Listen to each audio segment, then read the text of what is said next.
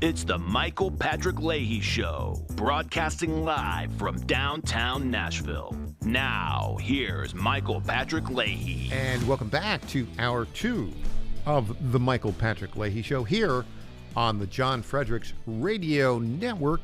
You can call in 615-649-8477. Write it down, 615-649-8477. We'd like to hear from you. You can also contact us on X, formerly Twitter, Michael P. Leahy. And, of course, we are heard all across the John Fredericks Radio Network, stations in Pennsylvania, West Virginia, Georgia, and, of course, here in Tennessee, where we're heard on 760 AM WENO right here in Nashville and 730 AM KQPN in Memphis. So, having said all that, we have a terrific program for you this hour. We'll be joined by Mandy Drogan in about 15 minutes. She is an education policy expert with the Texas Public Policy Foundation. And then we'll be joined by the great Robbie Starbuck from right here in Middle Tennessee, who has the latest on what's going on with DEI. We've known Robbie for some time, a very, very effective communicator. Now, right now, I want to talk about our good friend Tom Homan. I never really like this guy. He's the border czar, and really he's focused on the border. And, well, let's just see. We've got a couple clips from him. Let's start with the first clip of Tom Homan. I think clip number 10. Let's start with that. Based on your initial schedule, that today roundups of criminal illegal aliens in the process of deporting them would begin. That seems to have been put on hold for a little while. When can we expect that to happen? Where will it begin? No, it started. It has started. ICE teams are out there as of today. We gave them the direction to prioritize public safety threats that we're looking for. So we've been working up the target list. There was some discussion about Chicago because the specific operational plan was released. So we had to look at and reevaluate, does this raise officer safety concerns? And it does. Mm-hmm. But we've addressed that, and teams are out there effective today. Oh, there you go. They're out today. What have they accomplished in that first day? Here's another clip of Tom Homan, clip 12.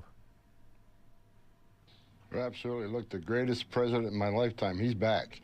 Because in 2 days, the last 24 hours, total apprehensions on the southwest border, 766. Compare that to the 10 to 12,000 Biden had at one time. CBP-1 releases, 0. CHNV, Cuba, Haiti, Nicaragua, Venezuela releases, 0. Total of 766 across the entire southwest border. That is a game changer. Okay. Now, in the pantheon of people who you don't mess around with, Tom Homan. I know Tom. We've had Tom on as a guest. We've not met him in person, but I know Tom. We've had him on the program, I don't know, during the 4 years of the wilderness period. He was on 3 or 4 times, and he and I both grew up in upstate New York. I think we're about the same age. I think he might be a couple years younger than I am, but he grew up in the Watertown area of upstate New York. I grew up, as you know, in the Plattsburgh area, the Dannemora area. That's Clinton County. Clinton County is in the northeastern section, tip of New York State. It's right on the border with Canada, Quebec. And as you know, my family, Leahy, my great-great-grandfather, Andrew Leahy, came from County Tipperary in 1837. By 1844, he was in Hemingford, Quebec, where he bought a farm, had a 100-acre farm where his son, Patrick Leahy, was born. His son, Thomas Leahy, was born. His son, my dad, Raymond Leahy, was born on that same farm in 1929.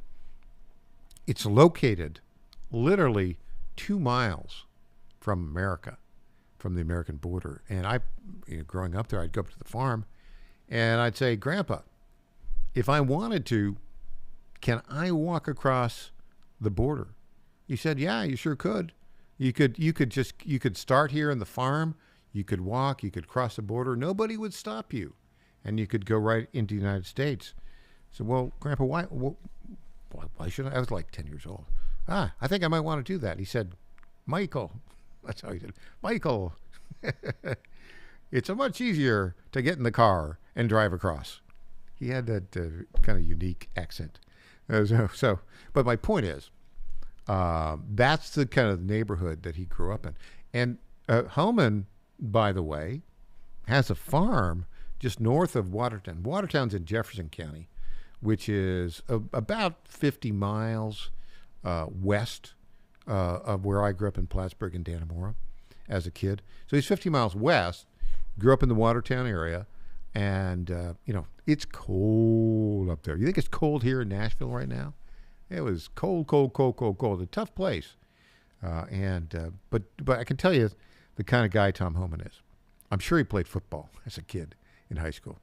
And he's the kind of guy where, you give him the ball. He'd be a fullback type guy. Where do I need to go? He probably played fullback and linebacker, right? You need a first down, give the ball to Tom. You need to stop somebody on defense? Yeah, linebacker Tom Homan will do that.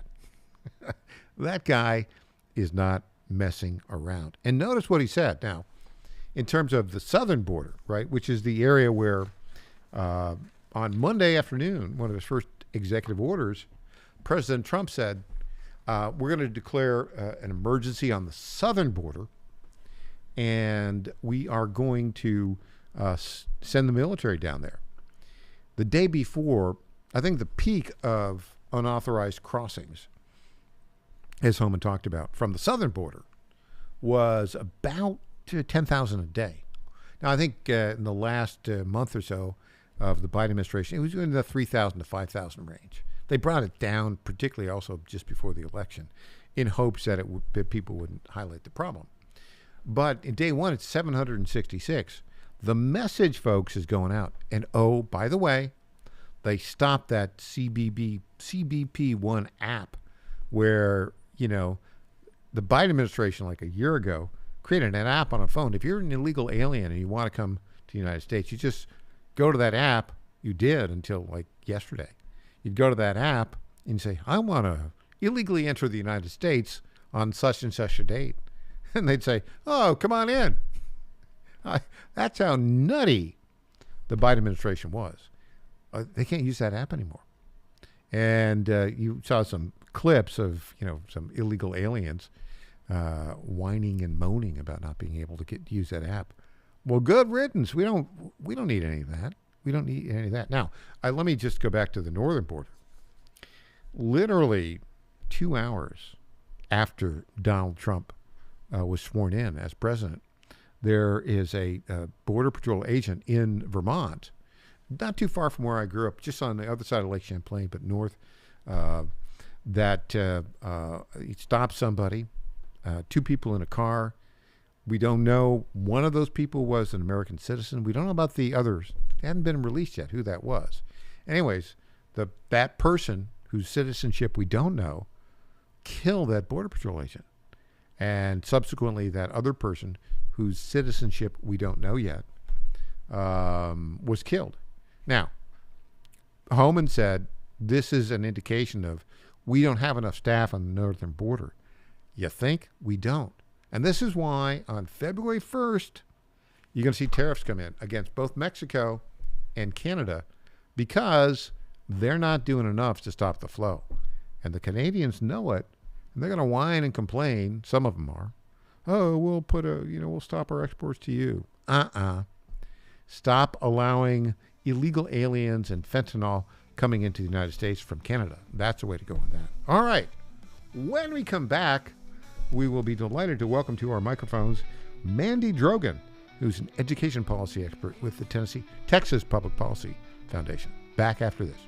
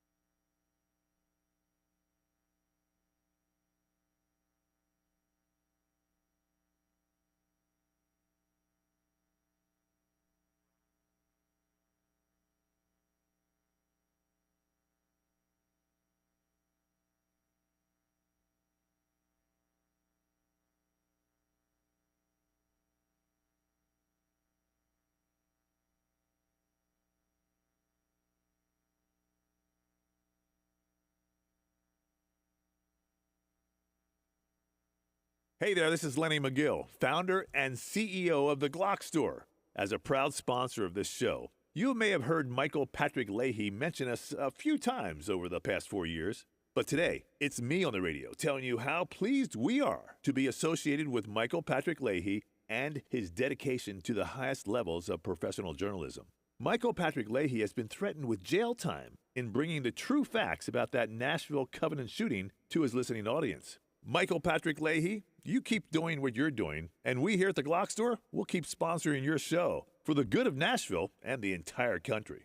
And I'm personally inviting all of your listeners to come visit and shoot at the Glock Store. It's where Michael Patrick Leahy learned to shoot a gun for the first time and where he bought his own personal Glock 19. I'm Lenny McGill, founder and CEO of the Glock Store here in Nashville, just minutes from the airports, worth the drive from anywhere, and a proud sponsor of Michael Patrick Leahy and the Tennessee Star Report. Welcome back to the Michael Patrick Leahy Show. Now, here's Michael Patrick Leahy. Welcome back, and we welcome to our newsmaker line a native Tennessean who, like many Tennesseans, has gone to Texas. We welcome Mandy Drogan, who's an education policy expert with the Texas Public Policy Foundation. Welcome, Mandy. Thank you for having me. I understand you grew up in Hendersonville, right here in Middle Tennessee. I did. I grew up in Hendersonville. I went to Hendersonville High School, and I am a proud Tennessean that made my way to Texas. Well, you know, I mean, if you have to leave Tennessee, following in the footsteps of Sam Houston and Davy Crockett, it's okay. And Davy Crockett. It's okay. And don't think that I don't remind everybody that without Tennessee, there would be no Texas. Every day. Did you end up going to college down there, and how'd you end up? No, I went to the University of Tennessee. I am a Tennessee girl through and through. But my husband was here, so we met, and that's how I ended up here. So just to clarify, when we say UT, we're talking about the University of Tennessee, not the Texas Longhorns, right? Of course. The UT. The UT, all right. The UT. Go Vols. So let's talk about school choice, and that's your area of expertise. It has been introduced into many states to great success: Florida, Arkansas, Indiana, Iowa. Finally, it's come to, I guess, there's proposals in Texas that have kind of gone up and down, and now we've got this proposal here in Tennessee where there will be a universal school choice bill under consideration in the special session that will be held on Monday, called by Governor Bill Lee. What's your thoughts on school choice, Mandy? Every single parent, regardless of their income, zip code, any other factor, should be the ultimate decision maker in their child's education. If they want to choose an excellent public school that's in their neighborhood, that's fantastic. If you have the resources to move to a great district, a great street with a great school, that's wonderful.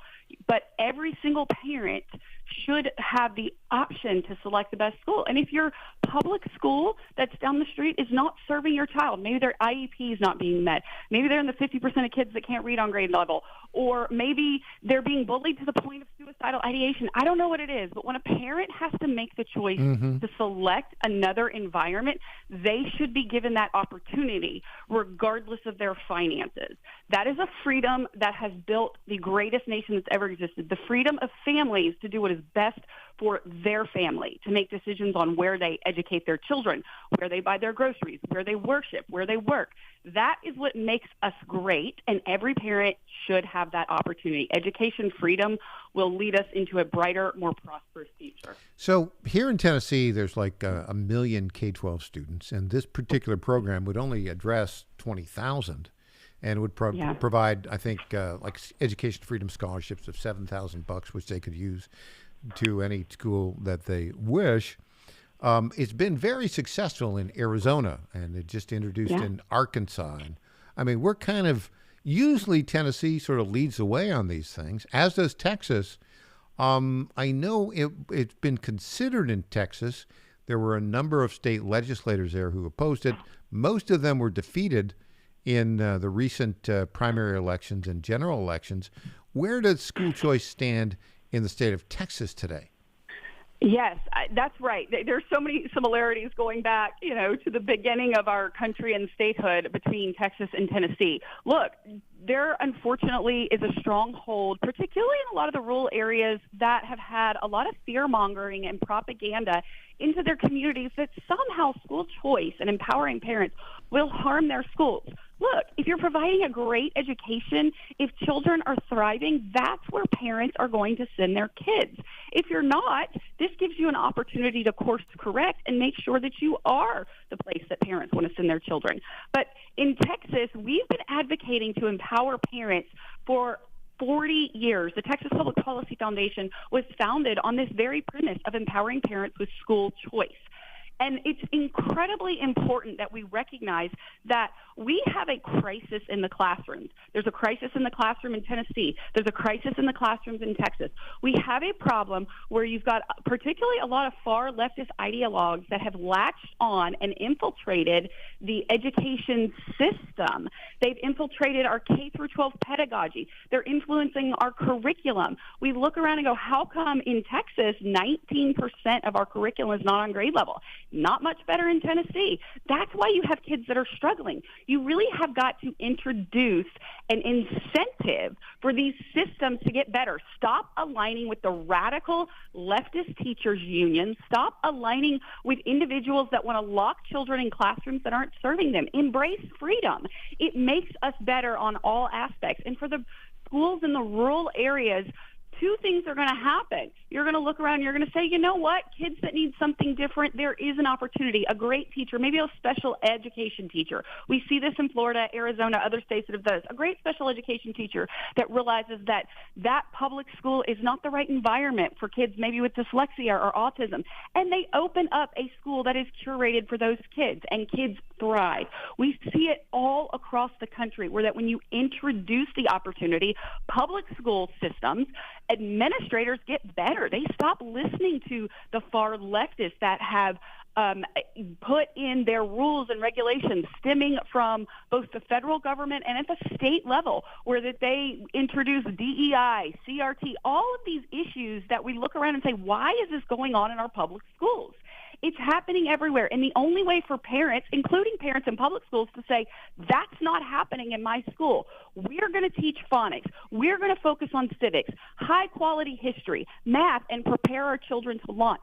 This empowers every single parent. It gives parents that need an additional option, an alternative environment for their students, the opportunity to do that. But it also gives power to the public school parents who are sick and tired of seeing radical leftists infiltrate their schools and indoctrinate their children. Here in Tennessee, there are a couple pilot projects that allow school choice in a couple of counties, Davidson County, where Nashville is, Shelby County, where Memphis is. Yeah. Do you, in Texas today, do you have any form of school choice? Yes. If you have the money to move to a great neighborhood, you have choice, right? You can buy a home in a neighborhood with a high performing school. That's choice. We have charter schools in Texas, but there are over 76,000 kids on wait lists, so they can't get into great charter schools. We, of course, have homeschooling, robust homeschooling. Over 500,000 families choose to homeschool their kids. That's choice. So, and we have a lot of parents, hundreds of thousands, that have made the choice to do private school, many of whom make significant sacrifices. They're putting tuition on credit cards. They're working 3 jobs. I've met moms on my tour with the governor who are cleaning toilets at night to get a break on tuition. It's lots of sacrifice. So we do have choices for those that have money and resources and the ability to make sacrifice. But unfortunately, far too many families, we have over 5.5 million children in our public school system. Far too many families are unsatisfied with the status quo. They're not happy with the Marxist leftist ideology that has come into our classrooms. So last question for you on this, Mandy. So you have to empower them. It's a little weird for Tennessee looking at the way that Texas state legislature works. In the House, you elect a speaker, all the Democrats go together, and then about a third of the Republicans go over with the Democrats and typically end up somebody that's kind of a rhino. I think that just happened Is that an impediment to getting an Education Freedom Act passed in Texas in the same way that this is being considered in Tennessee? Well, it was until the governor barnstormed the state and made it very clear that empowering parents all across Texas, regardless of where they live, will be his top priority. And that if you stand in his way, he will find someone that is truly conservative, that stands with Governor Abbott, Donald Trump, Ronald Reagan. I mean, the list goes on and on. Conservatives support empowering parents with education freedom. So, yeah. Is there a bill under consideration? Is there a bill under consideration in the Texas legislature now for a similar freedom scholarships? And what's its prospect? Very similar. I would say, I encourage Tennessee to be bold. I've looked at what has been presented, and while it's great, I think that it could be even bolder and better. You're Tennesseans. Texans, we lead the nation. We are fighters, and we should be fighting for freedom. So in Texas, we do include homeschool families. In Texas, we include, it's more a robust number of students that would be eligible. So I certainly encourage Tennesseans to be bold and recognize that every single parent should have this right and the freedom to utilize. So who's going to pass such a bill first, Tennessee or Texas? We got 30 seconds. Well, y'all have a jump start right now with the special session that's coming, but I know our Senate is ready to go. All right. Maybe here in the next week. Mandy Drogan. So we'll see. It's a race. With the Texas Public Policy Foundation. Mandy, thanks for joining us today. Come back again if you would, please. Thank you. Bye-bye.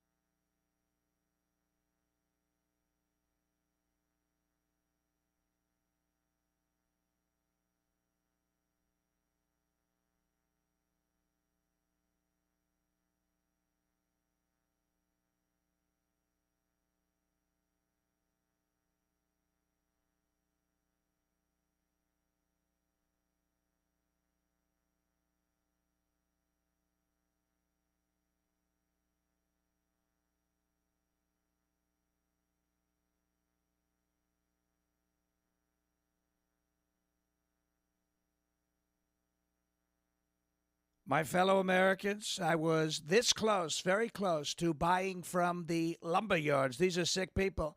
But I turned my head at the last second, and I saw a big, beautiful ad for D.T. McCall's. These are highly respected people. If I had not turned my head at the last second, I would have been ripped off at some lumber yard for $200 in hidden charges, and D.T. McCall & Sons are never going to do that. They'd never do that to you. These are great people. I've known them for a long time. They have great deals, and I just have to say, nobody knows deals like I do. D.T. McCall & Sons has locations in Lebanon, Carthage, Lafayette, Cookeville, and Franklin, and they have been family-owned in Middle Tennessee for over 100 years. These are tremendous people. D.T. McCall & Sons. Check out one of their stores today. Impersonator not endorsed by Donald Trump.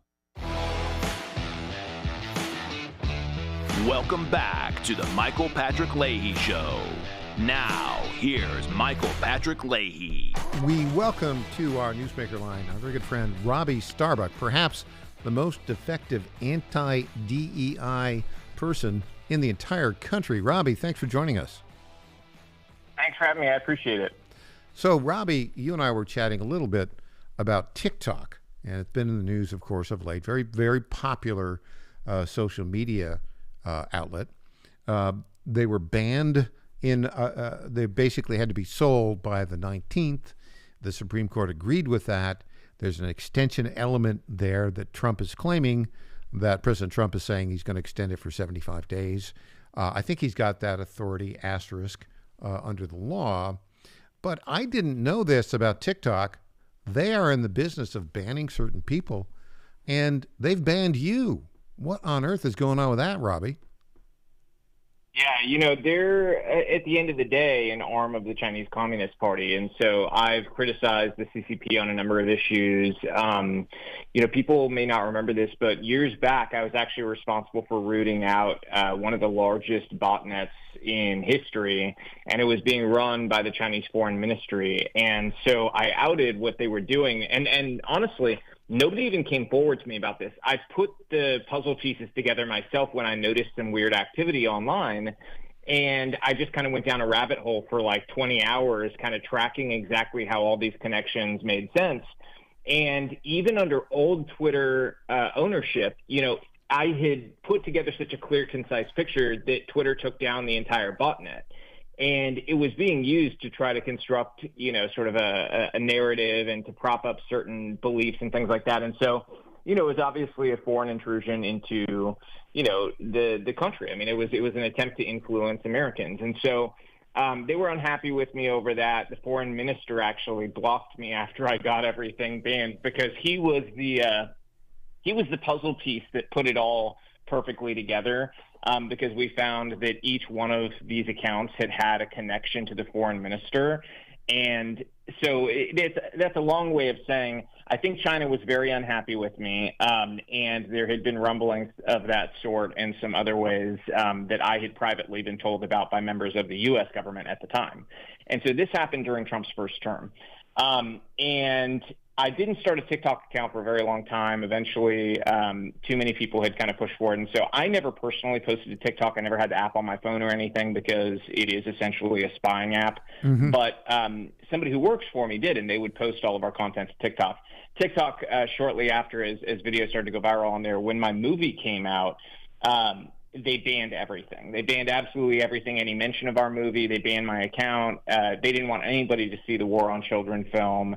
And, they did their best, but ultimately the War on Children ended up being the most watched documentary of last year, over 60 million views. And so TikTok, they didn't get their desired effect out of it. But that's all to say, this is a company that, I think Trump is using the art of the deal here to get a large chunk of that company into U.S. hands and control, so that the algorithm can fall under U.S. purview. However, at the end of the day, we're dealing with communists in China, and they had no good intentions for this application. I think it's very important for people to understand.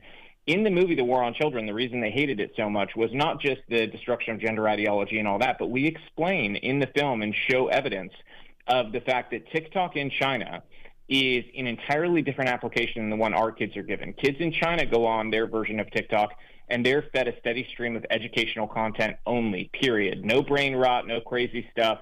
It's only educational stuff. And then here in the U.S., they're intentionally feeding kids what I call brain rot. I mean, it's just like, let's confuse them about their gender. Let's feed them, horrible political views. Let's teach them that communism's good, so on and so forth. So, and glorify hedonism. So that's kind of the gist with TikTok. And, I think if I was making a prediction, I think Trump will get a deal done. It'll probably involve Larry Ellison, is my guess, taking some large chunk of control over the company and the algorithm sort of being born anew here in the United States. So you think he will get a deal? He's been talking about some joint venture, 50-50. That doesn't seem to me like the right way, because if it's 50-50, I think they could still get away with some, data manipulation, data control. What are your thoughts at what that ultimate deal will be if this 75? I tend to agree with you that's not what we want to see. I think that maybe the intent, based on what I've heard, is a hope that the U.S. version of ByteDance will be bought out entirely, but that it'll be a 50% owner here in the U.S. and that the U.S. government will own the other 50%. I personally do not think that that's a great idea. We don't want the U.S. government to own 50% of it. I don't want them to ever take an ownership stake in a private company. I think that is something we should never want our government to do, no matter who's running it, because at the end of the day, yes, we have an administration we like right now, but 8, 12 years from now, are we going to have an administration we like? Maybe not. Do we want them to have private ownership, or do we want them to have the precedent of the U.S. government being able to step in and take private ownership of a company, essentially by using government, coercion through the threat of closing down a company and say, hey, you got to give us half the company. I personally am not a believer in that, and I think most conservatives, and libertarians too, I think would all kind of fall in line on like, okay, maybe not a good idea to have the country own something. I suspect maybe there's some gamesmanship here. Maybe Trump is using that as a way of negotiating and wrestling away control, because maybe China goes, we don't want the U.S. to own it, right? And he goes, okay, fine. We won't own it, but, we want it to go 100% into this American company's hands.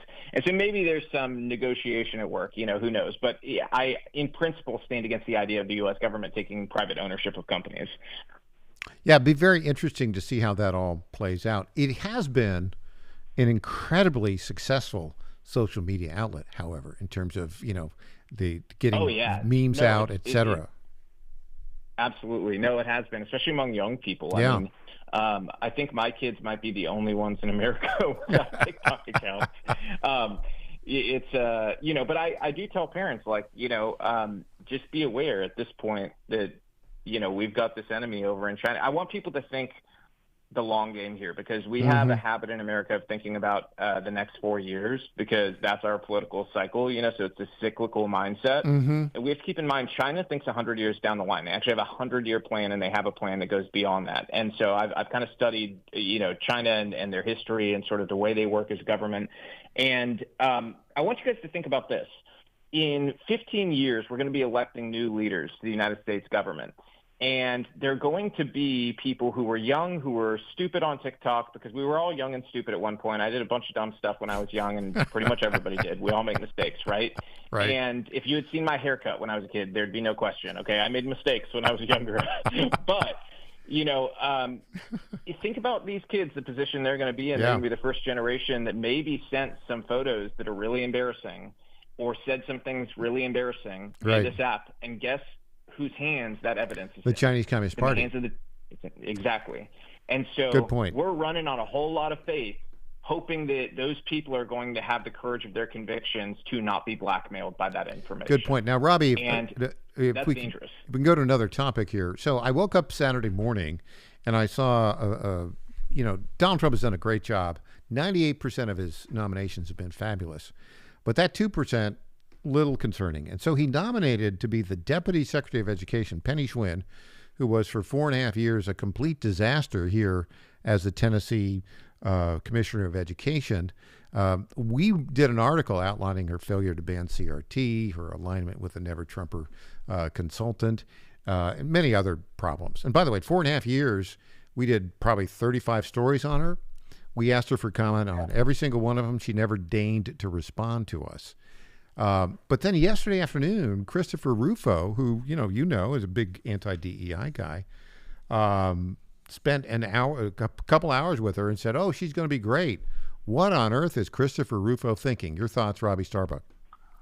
Well, you were being charitable when you described the tenure here as a disaster. I think it may have been even worse than that. I mean, it felt like on every issue, and I was deeply involved in a lot of the issues because me and my wife have young kids, here in Tennessee. And so there's a reason why the loudest voices speaking out against the appointment are Tennesseans who have kids. People like John Rich, myself, Carol Swain, deeply involved in education here, Riley Gaines, who has been a champion of young girls in schools. We're all Tennesseans who actually live here, and had to experience sort of what went on. And at the end of the day, I respect Chris. He's done a lot of great work, but he doesn't live here. He didn't experience it. And you can't capture what is right or wrong about somebody in a 1-hour meeting with very little ability to understand the history of what happened. And I could really explain the issue with Penny a million different ways. First of all, I don't think Trump knows who she is because he announced it as an appointment for Peggy. I saw that. And her name is Penny. My good friend Peggy, Penny. Whoever put her up, yeah, I have a feeling whoever put her up did not tell the full story. I mean, if you put away, because there's a lot of disputes they try to make about the books and everything else, she was a disaster on every front. But there's one front you can clear this whole thing up.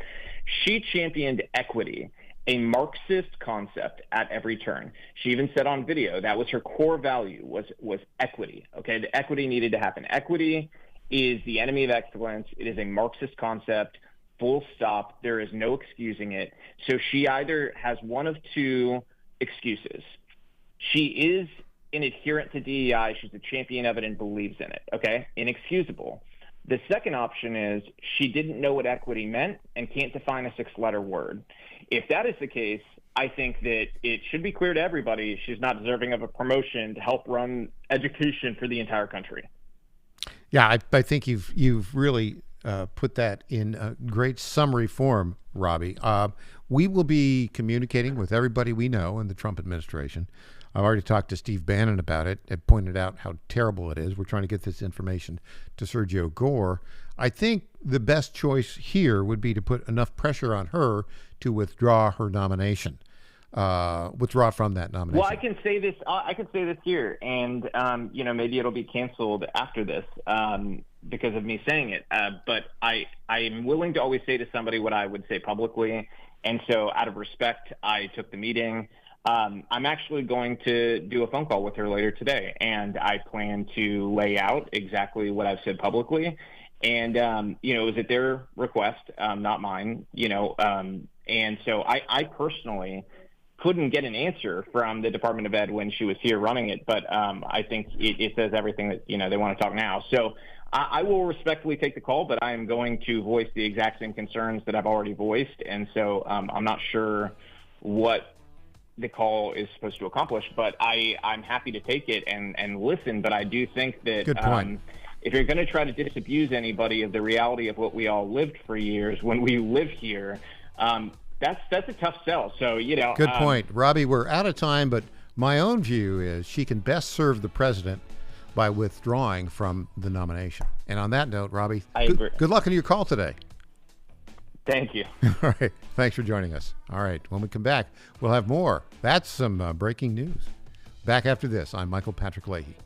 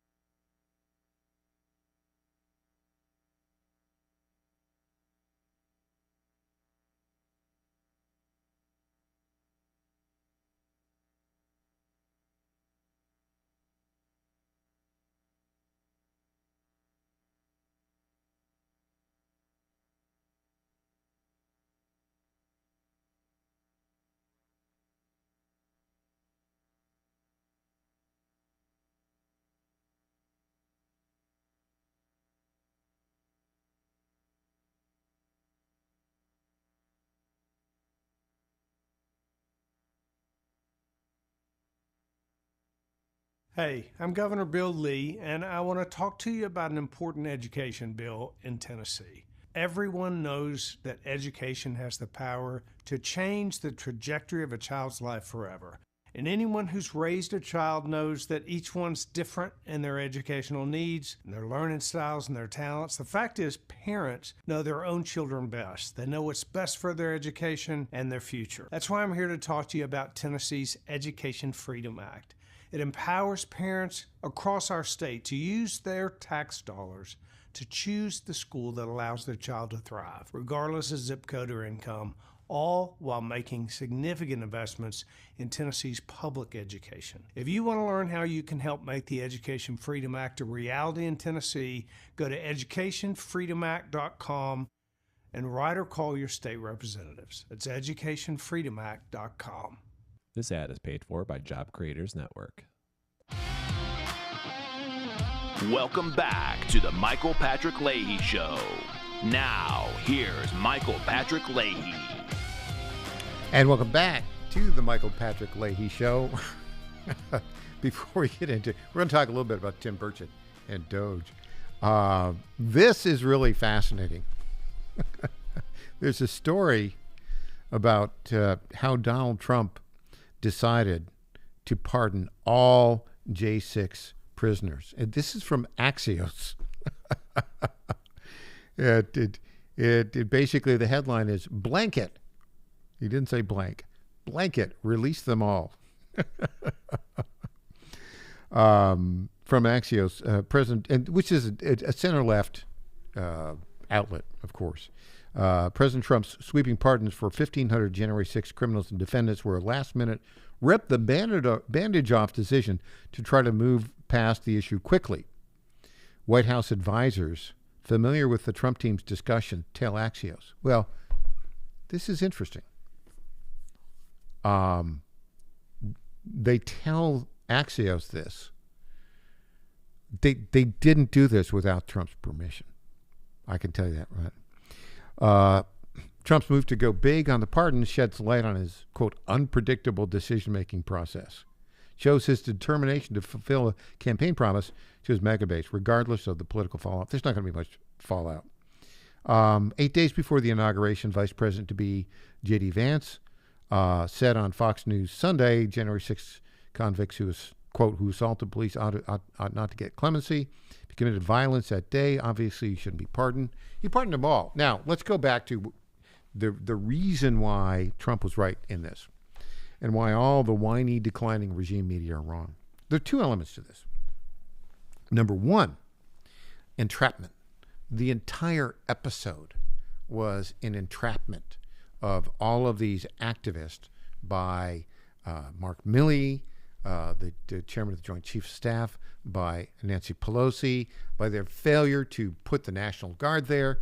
It was a complete and total setup. That's number one. Number two, denial of due process to these folks. Denial of due process. So they were entrapped. All of them were entrapped. B, they were denied due process. And there are many examples of it. Here in Tennessee, I mean, again, you got to get into the weeds of all this stuff, but Ronald Colton Maccabee clearly didn't get a fair trial. And they claimed that he was violent. But if you look at the facts of it, and we talked to his wife about this, no, the jury did not give him a fair trial. The judge, the Washington, D.C. jury, 95% people voted against Trump, and the judges, almost all of them were Obama appointees or Biden appointees. I guess there's one Trump appointees, but they denied due process and fair trials. That's why it was a very good decision. So, anyways, I just saw that. I had to share it with you. All right, let's go on to what we're going to talk about in this clip. The Department of Government Efficiency. What is it? Well, right now it's kind of this vague idea that Elon Musk, used to be Vivek, he's not going to be part of it. He's going to run for governor of Ohio. But Elon Musk has an office in the executive office building. He's got like 20 people assigned. It's not a commission yet, but basically they're going to make recommendations on how to cut waste in the federal government. Great idea. There's another element to it, which is there is now a House committee on DOGE, and our friend Tim Burchett from the 2nd District of Tennessee is one of the 8 people on that committee, and the chairman of that subcommittee is Marjorie Taylor Greene. we'll play this clip of Tim Burchett talking about his appointment. Hey everybody, just leaving the first organizational meeting of the Doge Committee, and my dear friend Marjorie Taylor Greene is chairing it. Say hey to everybody, Marjorie. Hi everyone, we can't wait to get to work. That's right. Thank y'all so much for sending me here. Let's get them. Let's take our country back. Thanks, Marjorie. See you. Bye. A lot of organizational stuff. It's going to be a great committee, and we're going to come out blasting, and I'm very much looking forward to it. No sacred cows in this bunch, folks. You name it, we're going to go after it, and we're going to hopefully save a ton of money for this country. We run up $1 trillion every 100 days of debt. In about 5 years, 5 to 7, it depends on who you talk to, our single largest item, budgetary item, will be interest on our debt. If you can imagine that, it's just money we're throwing out, just burning it up every day. So, and right now we're just printing money to pay things. There's no rhyme or reason to it, and it will literally wreck our system. So anyway, we'll keep fighting. It's going to be some interesting meetings. Well, there you go. Now, Tim Burchett, by the way, has mastered the new art of communication using social media. See, he puts that out on X. We can grab it. We can play it for you. You can see what he's thinking. And he's sitting there walking and talking, and it's very good, very good. A lot of political leaders are starting to do that, and they should. Meanwhile, the left is going crazy. They've already filed like 3 lawsuits to say the Department of Government Efficiency is illegal because it's not following transparency rules. Guess what? You ain't going to deal with the group of folks that are working with Elon and the executive office building. We got that. Okay, you can go after them. But here's the thing. There's a congressional committee right now. You can't sue them. And they're going to make findings. And, the Doge group that Elon's running is going to deal and give info to the congressional committee. There's actionable stuff that's going to come out of that. So good luck with your lawsuits.